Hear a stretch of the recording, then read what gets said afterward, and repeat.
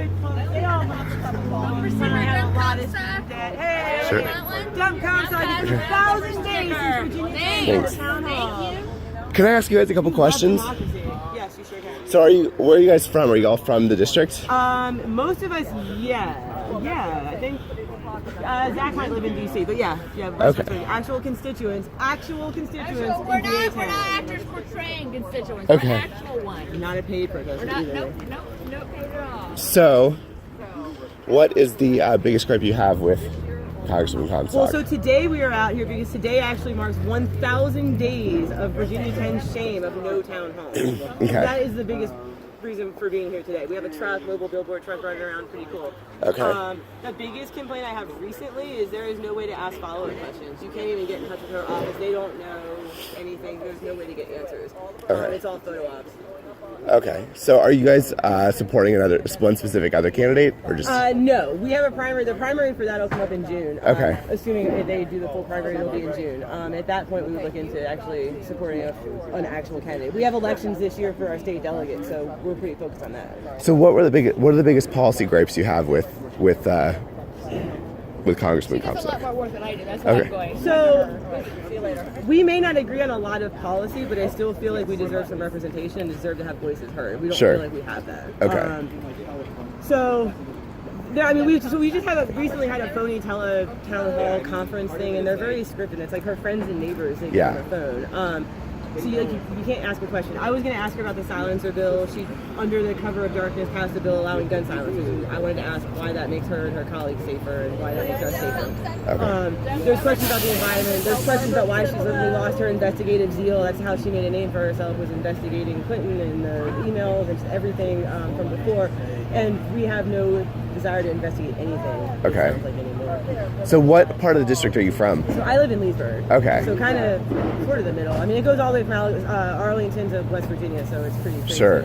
That is huge. Yeah, it's wild. So, are you planning any more things upcoming? What are you guys doing in terms of work in the district that with the Dump Comstock movement? So for most of us, getting into DC is it's tricky. I mean, it's an hour for me, and I'm in Leesburg. Some folks are like 2 hours away. So we actually usually are in Sterling, just because I said it's easier. We actually just recently got locked out of that office, so we had to bring it here to the Hill. Okay. Which is crazy. So they close the doors to you at the office? Yeah, they instituted a new protocol where you have to have an appointment. One person is allowed in the office at one time, and there's no recording allowed, which is actually not even legal to do. Yeah. In Virginia, especially. So, people have been blocked from social media for not for violating terms of the social media platform or even being abusive. I think somebody got banned from her social media account for quoting the president, which I mean, Sure. is crazy. Yeah. And it's a lot of photo ops and no principled stances on anything. Yeah. She called Trump vile and disgusting, won the district that he lost him, I think, by like 19% on the platform of being a moderate and a centrist, and she's anything but. Well, I mean, so how did you guys feel when she voted against the Republican health care plan? Hello, everyone. We haven't seen A brief moment of being happy for that. It was kind of a little bit too little, too late. Yeah. It was like after Paul Ryan gives her the okay, then she'll come out and stand against something. Sure. And that's kind of frustrating. The lack of a principled stance. I mean, she repeatedly votes to not fund Metro and is kind of anti-transportation. She threw Frank Wolf, who she's riding his coattails, her former predecessor, under the bus for his transportation issues. And then you're going to show up at the Metro, the Silver Line opening after you voted against it. I mean, Right. It's a photo op, man. Right. The town hall that we just had, it was a phony conference call thing. We scheduled it with less than 24 hours notice on the eve of Rosh Hashanah. Right. We see all these photo ops of you at the Adams Center, which is a Muslim faith community center. I think she's been at some Jewish community centers in the past, and the Sikh community centers in Loudoun and stuff. It's like I don't think you learn anything from the people you're actually going to visit. Right. I mean, if you had, you might not have scheduled a conference call last minute. We're observing 220 together. Sure. Which is, So how many people do you guys have in this movement or in this group? So right now with Dump Comstock, I'm not sure what our membership is. A couple of hundred, and I know I do a lot of work with Indivisible down in Virginia 10, and our membership board's up to 3,000. I mean, up there's active. I mean, probably like 500. Sure. But, sorry. Oh, no problem. Here, I'll stand over here so the sun's not on your eyes. Planned Parenthood usually comes out to give us some support. Working Families Party, Environmental Defense Fund. So Sure. There's a lot of groups that are kind of slowly starting to coalesce together, which is a really beautiful thing. One thing I will say has been great about the past 8 months. Sure. Has there been any Democrat candidates for Congress that have come to speak to your group specifically, or has there been anyone who's been more supportive? Dan Helmer has come to some of the events we've had in the district. Deep Shrine has come to some stuff. I've seen Lindsay Stover come to a few things. Sure. All of the challengers have signed an accountability pledge. Yeah, okay. And everybody in the district, including the Republican challenger, Shaq Hill, signed an accountability pledge to the constituents of the A10, which pretty much said that they would agree to hold at least 3 town halls a year. They would be responsible, respectful to dialogue with constituents. She would refuse to sign it. Sure. In fact, no comment. Right. Now, it's not unusual for us not to get a comment when we ask a question, but for the news reporters to not even get a comment, usually they sometimes can finagle one out of her, but not even with that. So, did you guys bring the contract to her just to, as... Okay. It was brought to her office, as far as I know, and then it was also sent to her staff, who would be the appropriate ones to deal with that, of course. Okay. And she was given plenty of time. It wasn't like we pulled the teleconference town hall and did 24-hour notice. I mean, it was when the other folks got the chance to look at it, she got it as well. Right. So, my other question is, what do you guys have planned for the rest of the day? Are you doing more stuff in the district, or?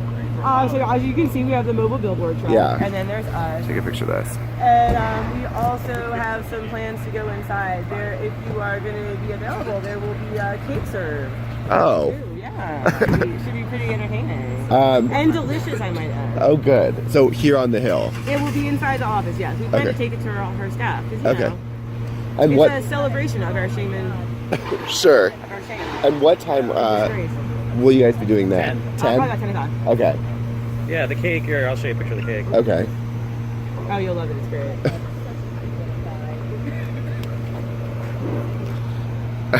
Okay. It's a replica picture of the billboard that was installed in Winchester with her picture on it. All right. And so how long have you been with the movement? Since January, February this year, basically. Okay. And what inspired you? The same thing? I don't want to go on the record though. Okay. But any one of these other people can. I'd be happy to ask them. Who are you with, by the way? I'm with myself. I do some contributing to local news sources, but Okay, you're like a freelance. Yeah.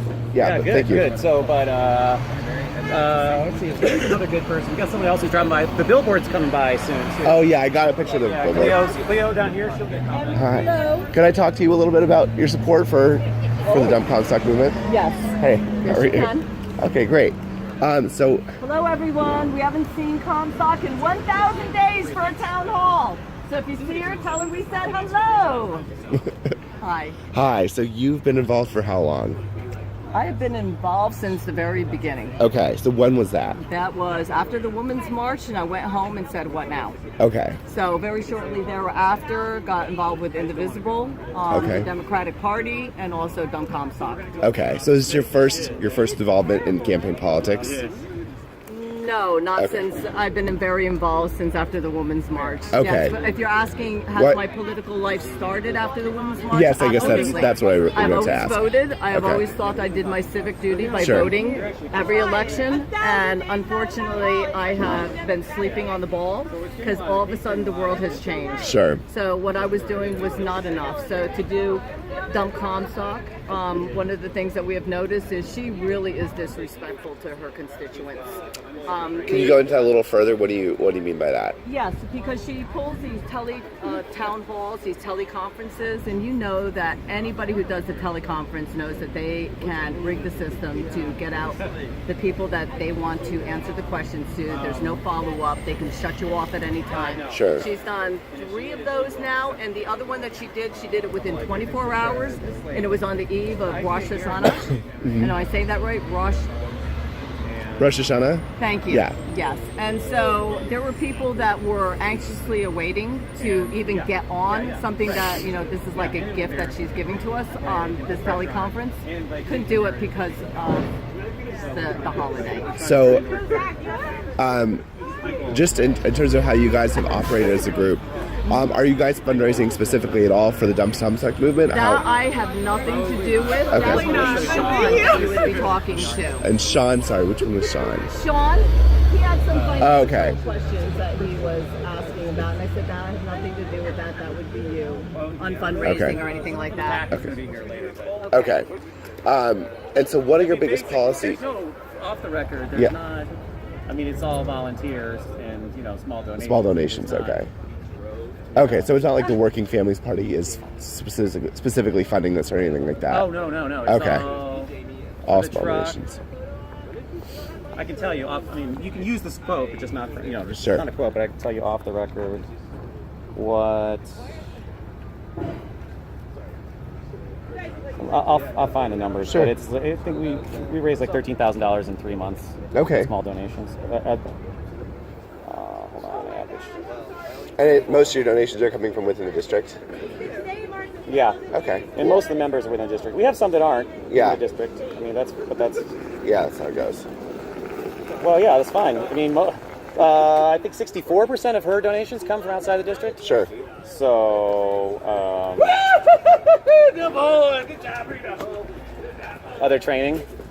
I guess, yeah. Yeah, I've been so- waiting for something to. So the dog found the like quote bomb. Yes, That's cool. Good dog. good boy.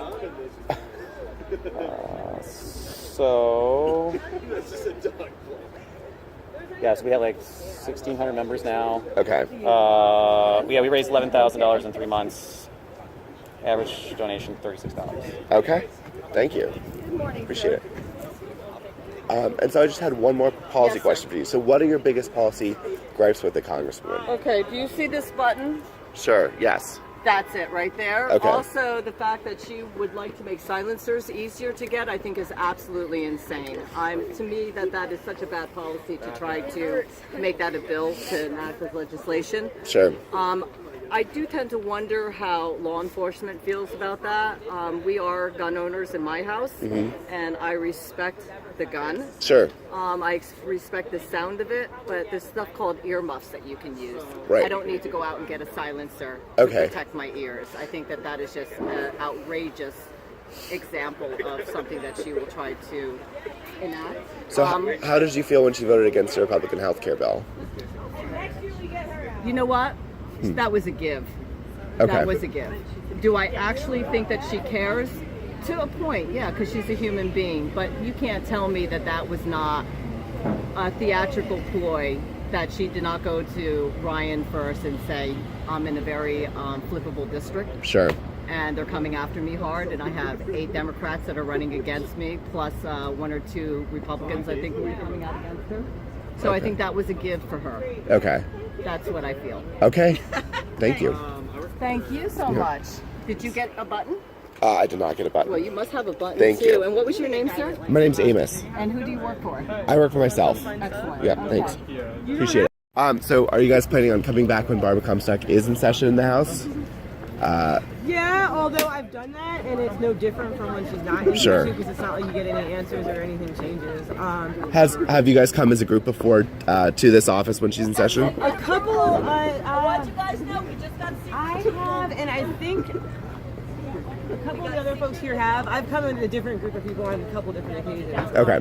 We were out here, I want to say it was like Not everybody can be loud and proud. August maybe. There was a fundraiser and she was supposed to attend, and she ended up coming down and sticking through the sewers to get in the building. When we catch wind that she's going to be here, yeah, we try. Okay. But they know our phone numbers. Sure. When we call. Right. There's no way we're going to get an actual appointment. Sure. Okay. So yeah, we try to keep the pressure on. So. Yeah. Fair enough. All right. Thank you so much. Yeah, have a Appreciate good it. morning. Thanks.